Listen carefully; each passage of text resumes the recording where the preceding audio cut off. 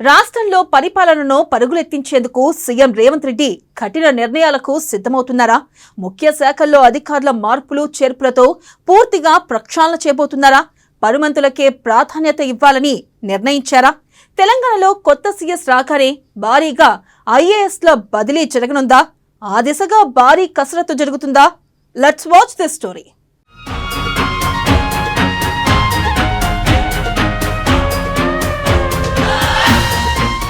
రాష్ట్రంలో రేవంత్ ప్రభుత్వం కొలువుదీరే దాదాపుగా 16 నెలలు కావస్తుంది. ఎన్నో ప్రతికూలతల మధ్య గద్దెనెక్కిన సీఎం రేవంత్ ఓ విజన్తో తెలంగాణను ముందుకు నడిపిస్తున్నారు. అంచనాలకు మించి అద్భుతమైన పరిపాలన అందిస్తూ అందరి మన్ననలు పొందుతున్నారు. ఇంతవరకు బాగానే ఉన్న సీఎం రేవంత్ పరుగులు పెడుతున్నా కొందరు ఉన్నతాధికారుల నుంచి ఆశించిన స్పందన లేదన్న వాదన వినబడుతుంది. ఈ చికాకులను ఇన్నాళ్లు ఓపికగా భరించిన ముఖ్యమంత్రి రేవంత్ ఇక పాలనను మరింత స్పీడ్ చేయడంపై దృష్టి పెట్టారు. అందుకే ఇక ప్రక్షాళన చేయాల్సిన నిర్ణయానికి వచ్చినట్లుగా తెలుస్తుంది. కఠిన నిర్ణయాలకు సైతం ఆయన సిద్ధంగా ఉన్నారని సీఎం సన్నిహిత వర్గాలు చెబుతున్నాయి.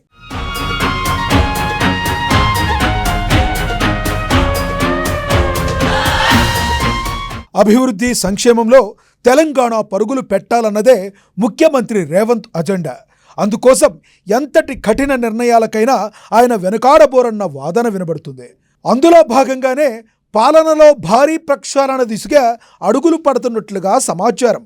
ప్రస్తుత ప్రధాన కార్యదర్శి శాంతికుమారి ఈ నెలాఖరుకు పదవీ విరమణ చేయనున్నారు. ఆమె స్థానంలో నూతన ప్రధాన కార్యదర్శి నియామకం కోసం కసరత్తు జరుగుతుంది. సీఎస్ నియామకం తర్వాత ఇక ప్రక్షాళన జరగబోతున్నట్లుగా ప్రచారం జరుగుతోంది.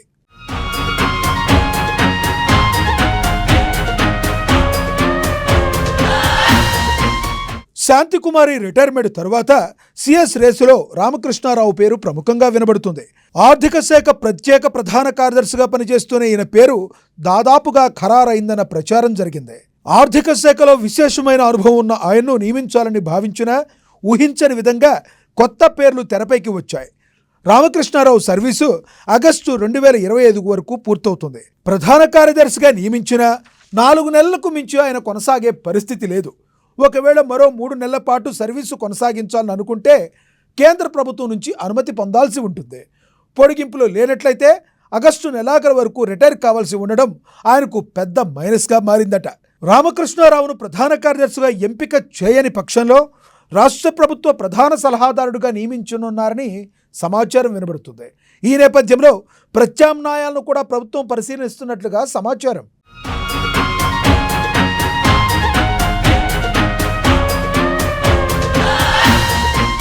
అన్ని విధాలుగా సమర్థులైన ఉన్నతాధికారులకే సీఎస్గా అవకాశం ఇవ్వాలన్న కృత నిశ్చయంతో సీఎం రేవంత్ రెడ్డి ఉన్నారట.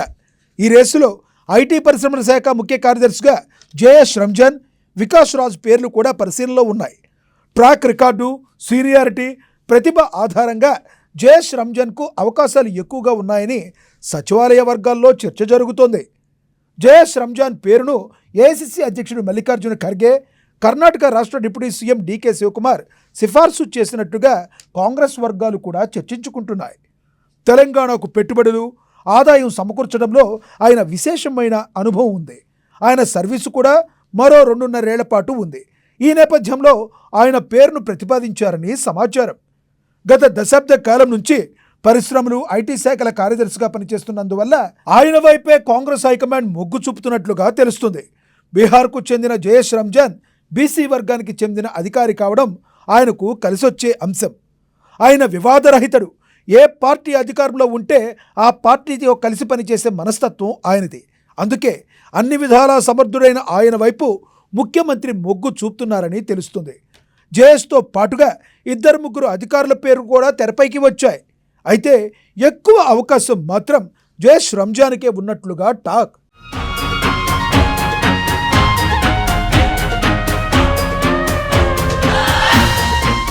తెలంగాణలో కొత్తగా సీఎస్ రాగానే భారీ ఐఏఎస్ల బదిలీలు చేపట్టాలని ముఖ్యమంత్రి రేవంత్ రెడ్డి నిర్ణయించారు. ఇది ప్రభుత్వ శాఖల్లోనూ సంచలన మార్పులు ఉండబోతున్నట్లుగా తెలుస్తుంది. ముఖ్య శాఖల్లో అధికారుల మార్పులు చేర్పులు చేసి పాలనను పూర్తిగా ప్రక్షాళన చేయబోతున్నట్లుగా చెబుతున్నారు. ఇక పాలనను పూర్తిగా గాడిన పెట్టాలని ముఖ్యమంత్రి డిసైడ్ అయినట్లుగా తెలుస్తుంది. పనితీరు ఆధారంగా ఐఏఎస్ల బదిలీలు జరగబోతున్నట్లుగా టాక్. రాష్ట్రంలో పనిచేస్తున్న కలెక్టర్లను 3 కేటగిరీలుగా విభజించి ప్రభుత్వం సర్వే జరిపినట్లుగా తెలుస్తుంది. ఇందులో సూపర్, యావరేజ్, బిలో యావరేజ్ కేటగిరీలు ఉన్నట్లుగా సమాచారం. అంచనాలకు అనుగుణంగా పనిచేయని వారిని బదిలీ చేయనున్నారు. మెదక్, ఆదిలాబాద్, హైదరాబాద్ తదితర జిల్లాల కలెక్టర్ల బదిలీలు జరిగే అవకాశం ఉందని ప్రచారం జరుగుతుంది. పలు జిల్లాల కలెక్టర్ల పనితీరుపైన రాష్ట్ర ప్రభుత్వం సంతృప్తిగా లేదని తెలుస్తుంది. కొందరు కలెక్టర్లు క్షేత్రస్థాయిలో పర్యటించకుండా ఏసీ ఛాంబర్లలో పలువురు కాలం వెళ్లదీస్తున్నారని ప్రభుత్వానికి నివేదికలు అందుతున్నాయని చెబుతున్నారు. రెవెన్యూ శాఖ ముఖ్య కార్యదర్శిగా నవీన్ మిట్టల్ను కొనసాగించడంపై విమర్శలు వస్తున్నాయి.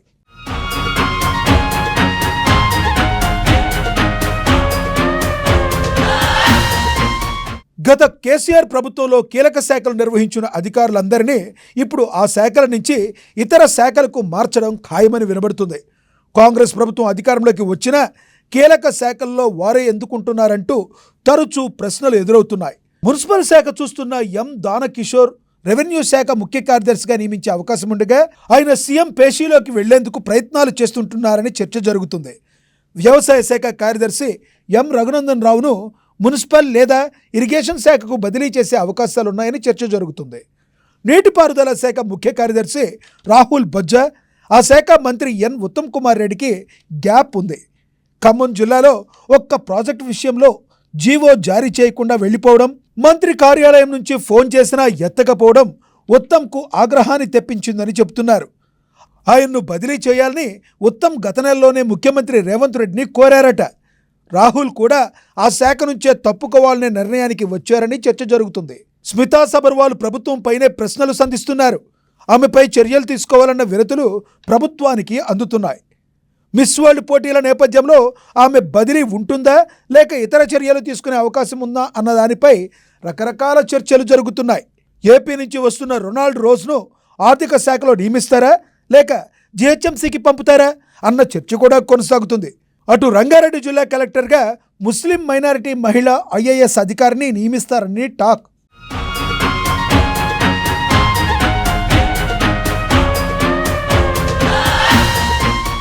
మొత్తంగా ప్రధాన శాఖల పరిధిలో భారీ మార్పులు చేయనున్నట్లుగా ప్రచారం జరుగుతుంది. నవీన్ మిట్టల్, దానకిషోర్, రఘునందన్ రావు సహా కీలక అధికారులు బదిలీకి రంగం సిద్ధమైనట్లుగా ప్రచారం జరుగుతుంది. 10 జిల్లాల కలెక్టర్లను ట్రాన్స్ఫర్ చేయవచ్చుననే టాక్ వినబడుతుంది. ఏది ఏమైనా భారీ ప్రక్షాళనకు సర్వం సిద్ధమవుతుందని సచివాలయాల వర్గాలు చెబుతున్నాయి.